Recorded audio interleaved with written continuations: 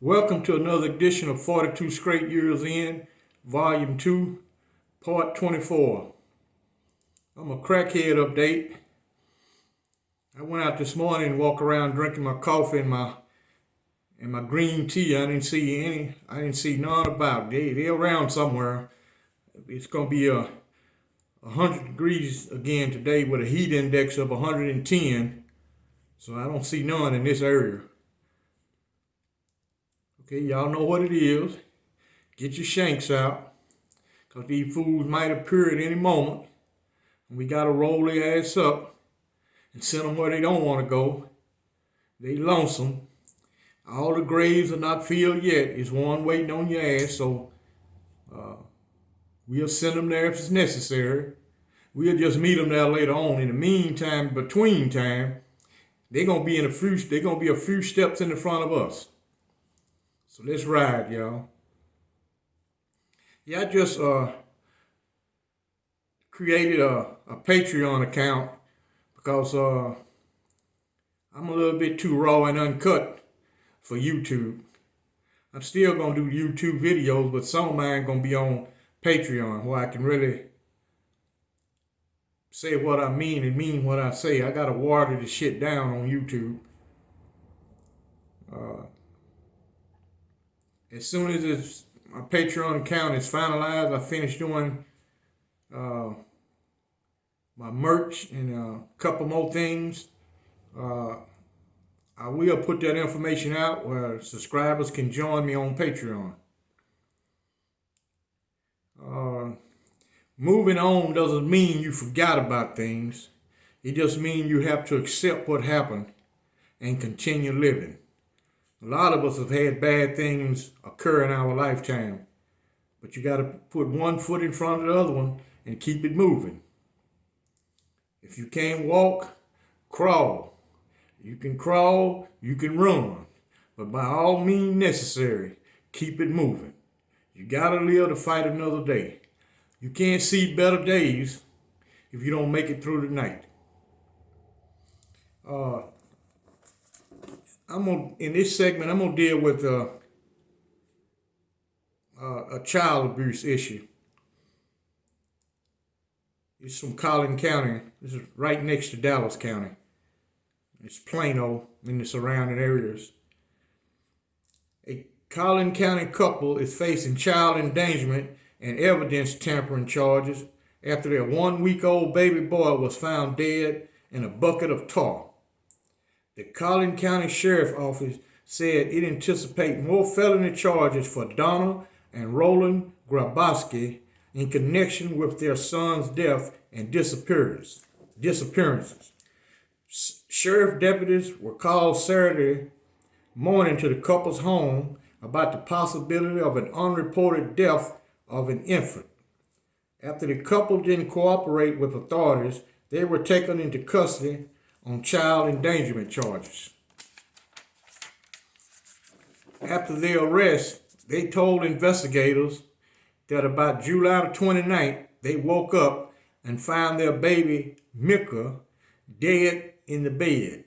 Investigators with the sheriff's office obtained a warrant to search their home, where they found Mika's body submerged in a bucket of tar in a shed behind the residence. Online jail records show Roland Grabowski, 42, faces charges of child endangerment, abuse of a corpse, and tampering with evidence with an intent to impair a human corpse. Donna Grabowski, 41, faces the same charges, plus a separate charge of tampering with physical evidence. Roland Grabowski is listed in the state's registry of sex offenders. He was convicted in 2008 of sexual assault of a child and aggravated sexual assault of a child. The victim ages in those cases were 12 and 14.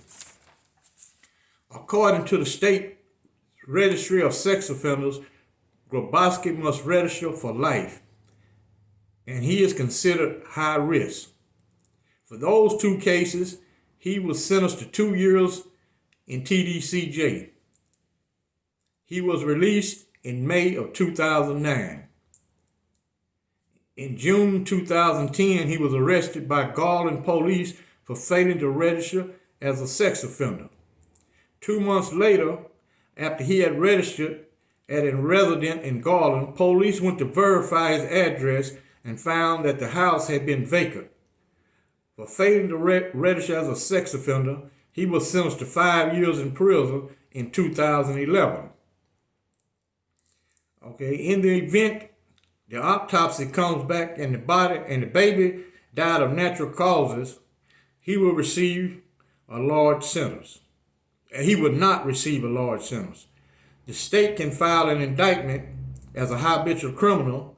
The punishment range is a minimum of 25 years to life.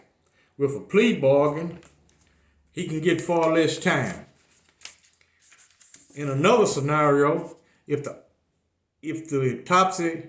autopsy shows the baby was killed, he is facing a death penalty because the killing of a child less than 6 years old in Texas is a capital offense. The state cannot seek the death penalty. The state cannot seek the death penalty, and its punishment in Texas would be life without the possibility of parole. The wife is eligible for probation because of no criminal history, only if the autopsy shows the baby died of natural causes.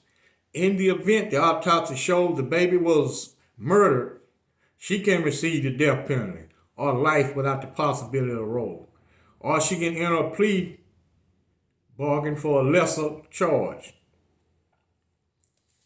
Now this is a total damn shame. If the baby died of natural causes, why not just call the authorities? Nobody go to jail. So you must be trying to hide something by submerging the baby's body in a bucket of tar. And plus, this guy's already a sex offender. And he got a measly 2 fucking years for molesting a 12 and a 14-year-old. Now that's pathetic. You know, if they would have sent a message out to him the first time, this offense never would have occurred. Second time he go back for failure to register as a sex offender. He only get 5 years. And he's released again. Now, I'm going to figure out a way to put these two people's picture in the thumbnail. The wife is so ugly. Man, that is an ugly woman. That might be the best that he can do as a sex offender. She looked like a straight creature. These people having these kids, and they still want to live the party life. They don't want the responsibility of raising a kid because it's expensive. Now you got to go buy Pampers and Similac and all. You already probably won't work. You got to hustle or dealing drugs, or you know, the money gonna be hard to come by. And they don't want that responsibility. You know, I see a lot of ladies, they have these kids and they still want to live the party life like they don't have kids. You got a 24-hour job raising that kid. The party life is over with. You see a woman 35 or 40 years old and she leave the kid by themselves just to hop in the car with a guy and go to the club and party. She ain't giving a damn about that kid. And a lot of them use the kid as a crutch so they can get government assistance.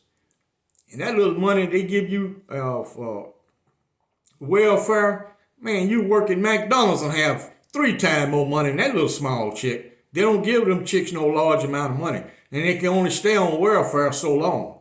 That's why a lot of them work for the prison system. When you go to Texas workforce trying to find a job or file for unemployment, they immediately direct you to the prison system. Hey, you can get a job there easy. All you need is no felony conviction, be 18 years old, have a GED or high school diploma, or if you have a felony, it's 5 years old and you're not on parole or probation, you can work for the prison system. That's why they attract such a large, low quality of guards. You look at some of them females working at a prison, man, you can tell they don't want to be there. And it's hot. They got to be hot just like the inmates. Hell, you know, in the gun towers where the guards be at, it's air conditioning. But she got to come on that cell block and count and cell search and do different little things. She can't be in the air conditioner all day. When they sitting at the desk, it's no air conditioner there. They got fans blowing on them. So they suffer just as well as the inmates. And now at some prisons, when the officers go eat, they feed them the same identical food they feed the inmates. So that's another problem. They don't even have, they used to feed the officers special food. At a lot of prisons, they don't. They eat the same identical thing the inmates eat. It just served over in the officers' dining room. They ain't got to come in the inmate dining room to eat. Then a lot of them used to bring a lot of food in these big bags. They got clear plastic bags. They got to have all their personal effects in that you can see through. And some of the wardens got tired of bringing these big bags in because they can smoke a contraband. So he stopped that. They only got a little clear bag big enough for their wallet or some other little personal effects. So you can't bring a cell phone in. You got to lock that up in your car or leave it up in the front office. You cannot bring a cell phone inside the prison. The only person walking around there with a cell phone are the unit wardens. Now, he got a cell phone. Nobody else can have one. But it's something to think about. I don't know what this guy's punishment should be because we don't know all the facts yet. I try to follow this case the best I can. Anyway, I had a buddy I met on East Ham. He lives in Los Colinas right now, expensive neighborhood here in Dallas. And me and him talked, man. I ran into him downtown, and he told me how he came up. And he had told me the same thing in prison. That's what he was going to do, and he did it, and it worked. But he had enough sense to get out of the drug game. He said, man, he got released. That's when they was giving $200. He said he got off the Greyhound in Dallas. He went over to South Dallas, found some guys that he knew from back in the day. They got a trap. He said he bought him a $200 double-up package. He said, man, I wanted to eat some free world food so bad. I still got on my prison clothes. He said, but I ain't got nowhere to go. He said, I ain't going to my family house because I got to put up with too much bullshit. So I'm not going there. He said he'd wait till geeking hours around 1 or 2 o'clock in the morning when the crackheads out roaming looking for it. The guys running these traps be done shut it down. He said, that's when I would sell all my dope. He said, I'd go back. He said, I made 400. I went back and got me 2 double-ups. He said, from that, I made 800. He said, I just kept flipping my money for a week. He said, I still had on my prison clothes. He said, at night, he was living in the trap. Guy allowed him to stay there, allowed him to live inside the trap. He said, I would take them clothes off and wash them, let them dry, and put them back on. He said, I didn't spend no money on anything. I would go maybe get me a burger and some fries, and that's it. And this man came all the way up. Now, he own a business. He own a badass home in Los Colinas. You got to have some fucking money to live in Los Colinas. Ain't nothing cheap out there. Nothing. But he had enough sense once he made it is to get out of the business. You know, I met this one young guy in Austin. The same way. I knew him from the Pulaski unit. And me and him was talking downtown Austin. He said, man, I'm forced to go back and start hustling again. He said, man, I was a good drug dealer. He said, I made a lot of money, man. He said, but when I got busted, they busted me with all my money, took my car, confiscated all my stuff. He said, so when I get to the county jail, I ain't got nothing. He said, I live at my aunt's house, and she putting pressure on me about finding a job. He said, man, I got all these tattoos. I'm a young black male, look like a gang member. He said, man, they won't even hire me at McDonald's. He said, man, what I start doing is I go out every day and look for 3 jobs. I get them to sign this paper. I take it back and show it to my aunt. See, I'm trying to get work. Well, she'll say, you need to try a little bit harder. He said, but I ain't got no transportation. I got to ride the city bus. He said, man, I'm tired of living there. He said, I ain't got no other choice but to go back and start hustling. He said, I know I can make it in that field. He said, I still got my connect that I had before I went to prison. So I saw him a couple months later. He driving a brand new Cadillac. Got money. He even said he gave me $100. He said, here you go, school. He said, man, I know you're struggling. Because I had the same problem, man. I go talk to these HR people at these jobs. I'm looking at this little punk son of a bitch interviewing me. Tell me about something that you hated about your previous employee. I'm looking at this bitch-made ass dude. I be want to say, you little punk, I'll slap. But man, I just couldn't handle it, man. I could not handle it. And I'm fresh out of prison too. I ain't used to even talking to a fucker look like this. He wouldn't even be talking to me in one of them prisons. I would slap his teeth out. I said, man, I got to put that attitude aside in order to make it out here. I ain't got no money, ain't got nothing, so I got to come up with me a plan. Man, I'd work on a job, man. I get fired everywhere I go. And I had about 5 different jobs in Austin. I couldn't make it on not one of them.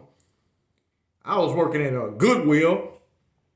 Got fired my 3rd day there. 3rd day. Man, I know I needed that job because I had rent coming up. And that's pathetic. I know what these guys going through. You've been on your own. You done lived a hard life. And you know for a fact you can survive. And you don't need no other person. Because you come from an environment where it's all about survival. You got to survive. It's survival of the fittest. When you come out here, you say, well, I'm a male.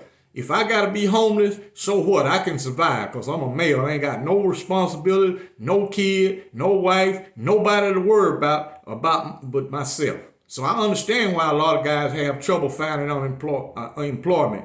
But shit, you come with that prison attitude, if you've been in prison 25, 30 years, it's going to be hard to shake that. Then you come out of prison with nothing but a little government phone with 0 contacts in it. Ain't no contacts in it. You got a phone, a smartphone, but it's no contacts. But you got to make it. You know, I know what guys go through, man, because it hurted me. And I got a hell of an education, and I still couldn't deal with the shit. And these guys are straight, hard street dudes. I know they can't get ready for it. So a lot of them in prison will tell you, I'm not going to get no bullshit-ass job. If I just got to come back to prison, so be it, because I'm not going to do that bullshit. You know, I always saw it different. I said, well, I'm going to give it a shot. Something going to fall through for me. I don't know what it is or when it's going to happen, but I know it's going to happen. And you're not willing to sacrifice. I put it like this. If you don't want to remain free, you would not remain free. But once you get in the police car, you on parole, or you got this prior conviction, and they run you through that computer system, you are headed to the county jail. No ifs, buts, maybe about it. Now you got to deal with one of these jackleg or public defenders. He ain't gonna put up no fight for you. You prison bound. That's why the recidivism rate be so high. God need housing and he need employment. Without those 2 things, it's gonna be hard in hell to survive out here. That's why some of the guys I see out and about, I knew from prison, they homeless. I see why they turn to drugs. They out on the streets. And life is hard on the streets. You got to walk around stinking until you learn all the resources where you can go shower over here. These people give you clean clothes over here. You can go eat over here. Until you figure all that shit out, you're going to do bad. Until you figure it out. All right, enough ranting and raving.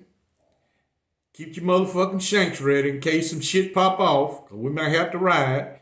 And I got to go to one of my subscribers' place of business to upload this video because my Wi-Fi is shot. I got to go use his Wi-Fi. That's what I used yesterday. Man, this damn motion light be killing me. Anyway, take this for what it's worth. Don't be scared to rock alone. The sun be along every day and still shines. Ponder on that for a little while.